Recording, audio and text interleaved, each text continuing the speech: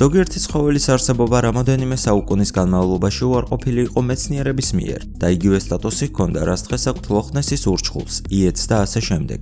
დღესდღეობით ისინი იმდენად პოპულარულები არიან, რომ ბევრისთვის ნელია იმის წარმოდგენა თუ როგორ შეიძლებოდა მათი არსებობა არ დაეჯერებინათ.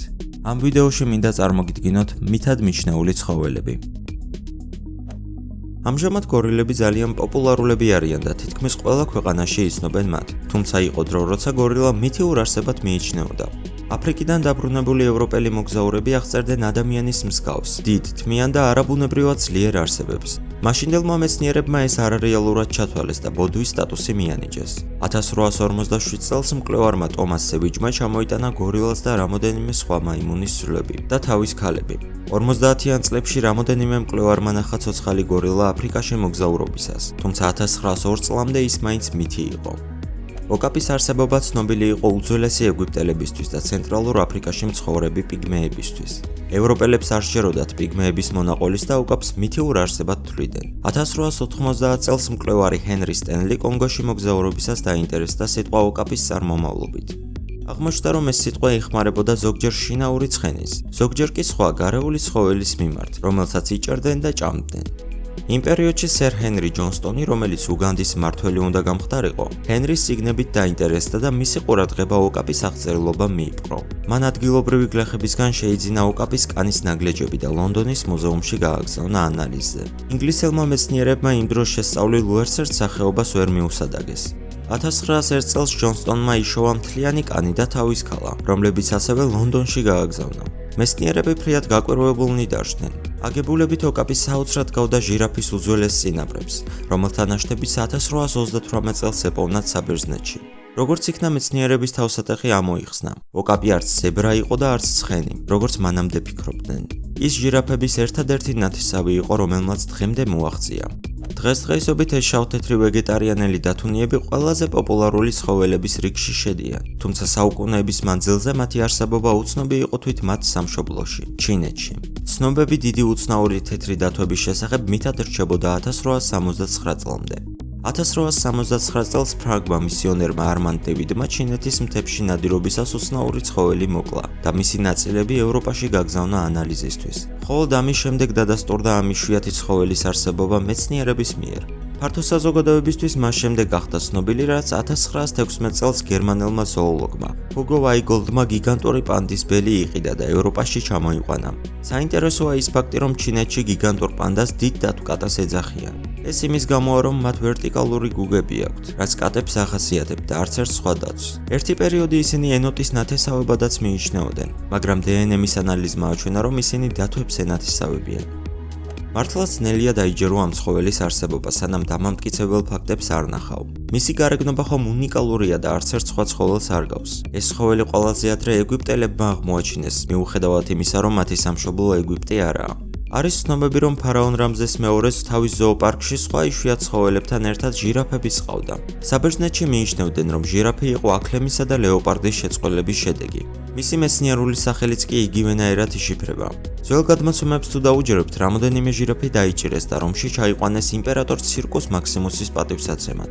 ამის შემდეგ ჟირაფის შესახებ რაიმე ცნობა ევროპაში 1486 წლამდე არ ყოფილა.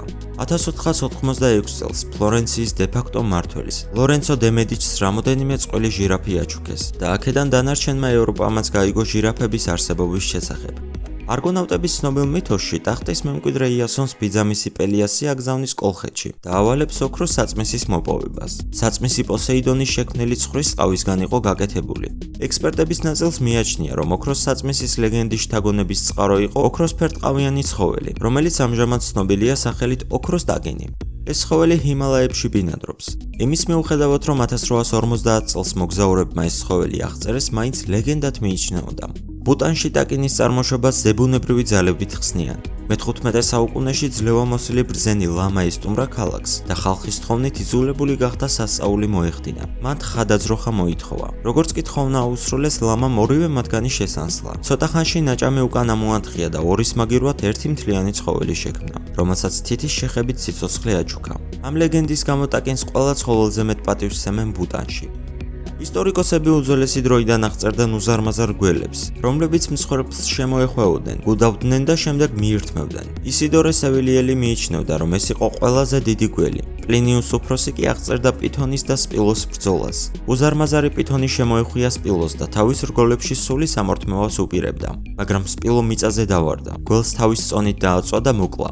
პლინიუსის ცნობით პითონი იყო ეთიოპიაშიც, მაგრამ ყველაზე დიდები ინდოეთში ბინადრობდნენ. მერვე საუკუნეში წმინდა იოანე დამასკელმა განაცხადა: "მე ვეღარ გეტყვით, რომ დრაკონები არ არსებობენ. ისინი არსებობენ, მაგრამ გველებს უფრო გვანან. დაბადებისას ჭიის ზომისები, ზრდასრულ ასაკში უზარმაზარი ხდებიან და ნებისმიერ გველს აჯობებენ სიგრძითა და სისქით. ამბობენ, რომ 13-14 მეტრამდეც იზრდებიან და მორივით სქელები ხდებიან." ისტორიკოსების ნაწილი მიიჩნევს, რომ უძველეს ლეგენდებსა და მითოში აღწერილი დრაკონები იგივე პითონები არიან. ძველ რომში ხანდახან პითონებს იჭერდნენ და იკვლევდნენ, თუმცა მითის სტატუსი მაინც დიდხანს შერჩათ. ზღვის ერთ-ერთი ყველაზე ცნობილი მითოლოგიური მონსტრია კრაკენი. უზარმაზარი არსება, რომელიც აღჭურვილია უსასრულოდ გრძელი საცეცებით და თავისთავად შეუძლია გემი შეიწიროს. ამ მითოსის სამშობლო ნორვეგია და ირლანდიაა.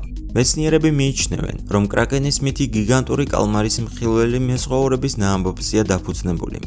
გიგანტური კალმარი 9 მეტრამდე იზრდება. რიგ შემთხვევებში კი შეიძლება 15-20 მეტრამდეც. თუმცა ეს არსებები ღრმა წყლებში ბინადრობენ და ადამიანისთვის უმეტესად მიუწვდომელნი არიან. მათი ნახვა მხოლოდ მაშინაა შესაძლებელი, როცა მკვდრებს ტალღები ნაპირზე გამორიყავს ხოლმე. გარდა კრაკენისა, გიგანტურ კალმარს ანალოგები სხვა მითოსებში წყავს. მაგალითად, სცილა ბერძნულში, უზარმაზარი მონსტრი, რომელიც გემებს ანადგურებდა. მიუხედავად იმისა, რომ ეს არსება აღწერეს არისტოტელემ და პლინიუს უფროსმა, მაინც ფანტასტიკის სფერო იყო და მეცნიერებს უჭირდათ დაჯერება. 1861 წელს ფრანგული გემი ალექტონი შეეჩეხა ამ არსებას და მოახერხა მისი კუდის ნაწილის მოპოვება. თუმცა მეცნიერებმა ფრანგები მასხრად აიგდეს და უთხრეს, რომ მსგავსი რამ ბუნების კანონებს ეწინააღმდეგებოდა. ფოტოზე აღბეჭდა მხოლოდ 2004 წელს მოახერხეს, ვიდეო კი 2 წლის შემდეგ გადაუღეს. ზიპიუსი იგივე ზღვის ბუდს ცნობილი მონსტრია, რომელიც ბევრ მითშია ასახული. მას დიდი თვალები და ნისკარტის მსგავსი პირი აქვს, საიდანაც მისი სახელი მოდის. გადმოცემებით ამ მონსტრს შეეძლო მცირე ზომის გემის ნაწილებად დამსხროვა და ამასთან მისი დანახვა ძნელი იყო ხოლმე. ისინი დიდ დელფინებს გვანან, მაგრამ რეალურად მათთან არანაირი კავშირი არ აქვთ. ძირითადად ღრმა წყლებში ცხოვრობენ და ზედაპირზე მხოლოდ ჰაერის ჩასასუნთქად ამოდიან. ნისკარტიანი ვეშაპები სანახევროდ დღესაც მითად ითვლებიან, მათზე ძალიან ცოტაა ცნობილი. მათი შესწავლა მხოლოდ ნაპირზე გამორიყული გვამების მეშვეობით ხდება. მეცნიერები კი ცდილობენ, რომ მეტი ინფორმაცია მოიპოვონ მათ შესახებ. მიიჩნევენ, რომ კომოდოს დრაკონი აღმოაჩინა პირველი მსოფლიო ომის პილოტმა, რომელმაც ინდონეზიის მიდამოებში ავარიული დაშვება განახორციელა. სამშობლოში დაბრუნებისას ისყვებოდა გიგანტურ ხვლიკებზე, მაგრამ არავინ უჯერებდა.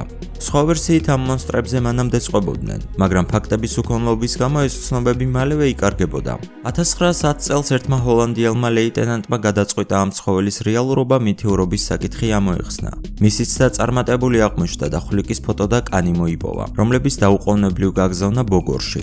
ზოოლოგიურმა მუზეუმმა კი ახალი ცხოველის აღმოჩენის შესახებ ამცნობა მსოფლიოს. 1926 წელს კი მოეწყო კიდევ ერთი ექსპედიცია, რომელიც წარმატებული აღმოჩნდა. დაიჭერეს კომოდოს 2 ხვლიკი. შემდგომში ეს ექსპედიცია შთაგონების წყარო გახდა პოპულარული ფილმისა კინგ კონგი. ფილმის რეჟისორს ამ არსებების კადრში მოხვედრად სურდა, თუმცა ეს შეუძლებელი აღმოჩნდა და ანიმაციური დინოზავრებით ჩაანაცვლეს. კომოდოს დრაკონები ყველაზე დიდი ხვლიკები არიან. გავრცელებულია მითი, რომ კომოდოს დრაკონებს სუსტი შხამი აქვთ და მსხვერპლის სისხლის ნაკლებობითა და ბაქტერიების განკვდება. მართალია ამ დრაკონების ნერწყვი უამრავი ბაქტერიითაა გაძეძგილი, მაგრამ მათი შხამი საკმაოდ მძლავრია და პარალიზებას იწვევს. ამის გამო კომოდოს დრაკონები ასევე ყველაზე დიდი შხამიანი არსებები არიან. წარსულში ვეფხვი ლეგენდარულ ცხოველად მიიჩნეოდა. ბერძნები მას მანტიკორს ეძახდნენ. მანტიკორს დიდი ტორები ჰქონდა და სწრაფად დარბოდა. ადამიანებს ზურგიდან ესხმოდა თავს, თიშავდა, კლავდა და მიირთმევდა. მანტიკორი ინდოეთსა და სამხრეთ-აღმოსავლეთ აზიაში ბინადრობდა. აღნაგობით ლომს გავდა, მაგრამ მოწითალო ბეწვი ჰქონდა. იტაცებდა ზრდასრულ მამაკაცებს სოფლიდან და ჯუნგლებში მიათრევდა, რის შემდეგაც მათ ვეღარასდროს ხედავდნენ. იმის მიუხედავად, რომ ვეფხვები უძველეს რომში ზოოპარკში ჰყავდათ, ევროპაში მათ შესახებ არაფერი იცოდნენ. ვეფხვებზე ხშირად იგონებდნენ ლეგენდებს, რომლებიც ძირითადად ეხებოდა მონადირის მიერ ბოკვერის მოპარვას და დედა ვეფხვის გამოკიდებას. მონადირი ამ დროს კრისტალის ბურთს ან სარკეს ესროდა და საკუთარი გამოსახულებით მოხებრული ვეფხვი მაშინვე ჩერდებოდა. ზოგჯერ კი შვილი ეგონა და დევნას თავს ანებებდა. მეგობრებო, ვიდეოს მიწურულს მინდა შემოგთავაზოთ არხი ფოკუსები კარტით. თუ ეს თემა გაინტერესებთ, მაშინ გირჩევთ, გადადით და გამოიწერეთ. დარწმუნებული ვარ, რომ ამ ფოკუსებით თქვენს მეგობრებს ნამდვილად გააოცებთ. ამით კი მინდა დაგემშვიდობოთ. მომავალ შეხვედრამდე.